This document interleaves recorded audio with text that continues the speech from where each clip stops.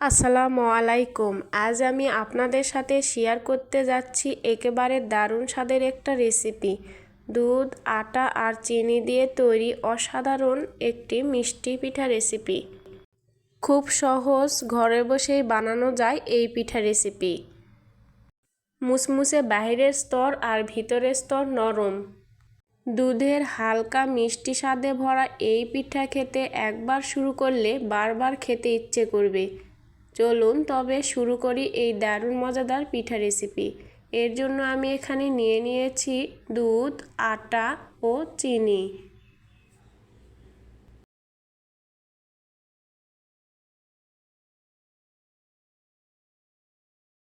চুলায় একটি প্যান বসিয়ে প্যানে এখন আমি পরিমাণ মতো দুধ দিয়ে দিব। এখানে আপনারা বাড়িয়ে বা কমিয়ে দুধ ব্যবহার করতে পারবেন। এরপর আমি এর মধ্যে দিয়ে দিব সামান্য লবণ, দিয়ে দিলাম পরিমাণ মতো চিনি। চিনি ও লবণ দেওয়ার পর দুধটাকে আমি অনবরত নাড়ব। এরপর দুধে বলক চলে এলে চিনি ও লবণ গলিয়ে যাবে। এরপর আমি এখানে দিয়ে দিব আটা। আটা দেওয়ার পর আমি এটাকে নাড়িয়ে নাড়িয়ে ভালোভাবে মিশিয়ে নিব। যখন দেখব প্যানের গা ছেড়ে আটা উঠে আসছে তখন আমি এটাকে নামিয়ে নিব।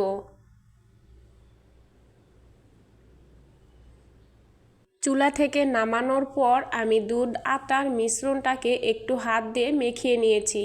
এরপর আমি নাস্তা তৈরির জন্য চলে যাব। আমি এই পিঠাটাকে একটু লম্বা শেপ দিয়ে দিয়েছি, আপনারা চাইলে এটাকে গোল শেপ দিয়েও দিতে পারবেন। পিঠা তৈরির পর আমি এখানে কাঁটা চামচ দিয়ে একটু ডিজাইন করে নিয়েছি। আপনারা এভাবে ডিজাইন করলে পিঠাটা দেখতে একটু সুন্দর দেখাবে। দেখুন এখানে আমার সবগুলো পিঠা তৈরি শেষ। পিঠাগুলো দেখতে ঠিক এমন হয়েছে।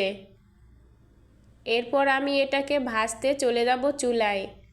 চুলায় একটি প্যান দিয়ে প্যানের তেল গরম হয়ে এলে আমি এখানে সবগুলো পিঠা দিয়ে দিব একে একে।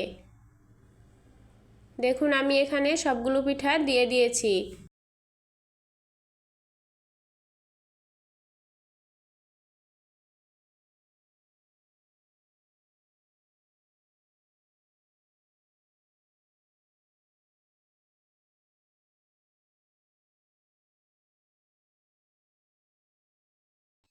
দেখুন আমার পিঠাগুলো এখানে লাল লাল হয়ে গেছে। এবার আমি এক পিঠ উল্টিয়ে দিব অন্য পিঠ ভালোভাবে লাল লাল করে ভেজে নেওয়ার জন্য।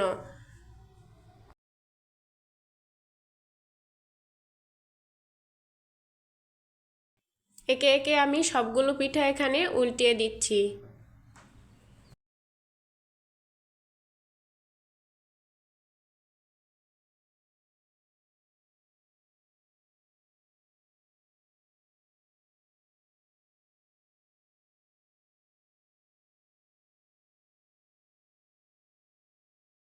দেখুন দুই পিঠ আমার পিঠাগুলো সুন্দর করে লাল লাল করে ভাজা হয়ে গেছে। এরপর আমি পিঠাগুলোকে তুলে নিব।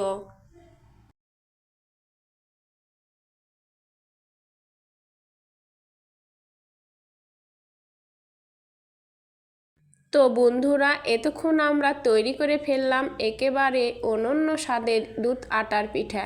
বাইরে থেকে খাস্তা আর ভিতরে থেকে দুধের মিষ্টি স্বাদ, সত্যি একবার খেলে মন ভরে যাবে। অতিথি আপ্যায়ন হোক আর বিকালের নাস্তা, সবার মুখে হাসি ফুটিয়ে দিবে এই নাস্তা রেসিপি। আপনারাও একবার ঘরে বানিয়ে দেখুন আর কমেন্টে জানাতে ভুলবেন না কেমন হলো। আবার নতুন কোনো রেসিপি নিয়ে হাজির হব। সে পর্যন্ত সবাই ভালো থাকবেন, সুস্থ থাকবেন। আল্লাহ হাফেজ।